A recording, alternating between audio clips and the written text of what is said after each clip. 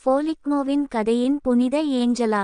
சில புனிதர்கள் புனிதத்தின் அடையாளங்களை மிக ஆரம்பத்திலேயே காட்டுகிறார்கள். ஏஞ்சலா அல்ல. இத்தாலியின் ஃபோலிக்னோவில் ஒரு முன்னணி குடும்பத்தில் பிறந்த அவர் செல்வம் மற்றும் சமூக பதவிக்கான தேடலில் மூழ்கினார். மனைவியாகவும் தாயாகவும் இந்த கவனச்சிதறல் வாழ்க்கையை தொடர்ந்தார். 40 வயதில் அவர் தனது வாழ்க்கையின் வெறுமையை உணர்ந்து தவம் என்ற புனிதத்தில் கடவுளின் உதவியை நாடினார். அவளுடைய பிரான்சிஸ்கன் வாக்குமூலம் ஏஞ்சலாவின் முந்தைய வாழ்க்கைக்காக கடவுளின் மன்னிப்பை பெறவும் பிரார்த்தனை மற்றும் தொண்டு வேலைகளில் தன்னை அர்ப்பணிக்கவும் உதவினார். அவள் மதம் மாறிய சிறிது நேரத்திலேயே அவளுடைய கணவனும் பிள்ளைகளும் இறந்து போனார்கள். தனது உடைமைகளில் பெரும்பாலானவற்றை விற்று மதச்சார்பற்ற பிரான்சிஸ்கன் அமைப்பில் நுழைந்தார்.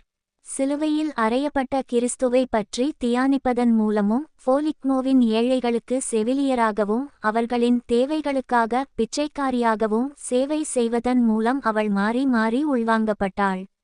மற்ற பெண்கள் அவருடன் ஒரு மத சமூகத்தில் இணைந்தனர். அவரது வாக்குமூலத்தின் ஆலோசனையின் பேரில் ஏஞ்சலா தனது பார்வைகள் மற்றும் வழிமுறைகள் புத்தகத்தை எழுதினார். அதில் அவள் மதம் மாறிய பிறகு அவள் அனுபவித்த சில சோதனைகளை நினைவு கூர்ந்தாள். இயேசுவின் அவதாரத்திற்காக அவள் கடவுளுக்கு நன்றி தெரிவிக்கிறாள். இந்த புத்தகமும் அவரது வாழ்க்கையும் ஏஞ்சலாவுக்கு இறையியலாளர்களின் ஆசிரியர் என்ற பட்டத்தை சம்பாதித்தது. அவர் 1693 இல் புனிதர் பட்டம் பெற்றார், மேலும் 2013 இல் புனிதர் பட்டம் பெற்றார்.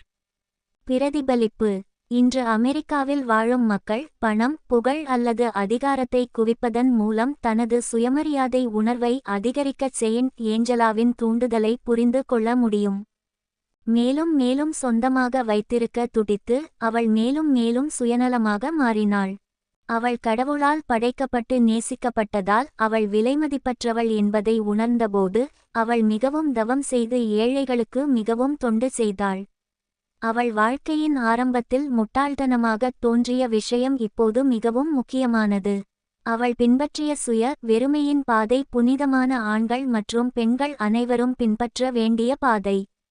ஃபோலிக்னோவின் புனித ஏஞ்சலாவின் வழிபாட்டு விழா ஜனவரி 7 அன்று கொண்டாடப்படுகிறது.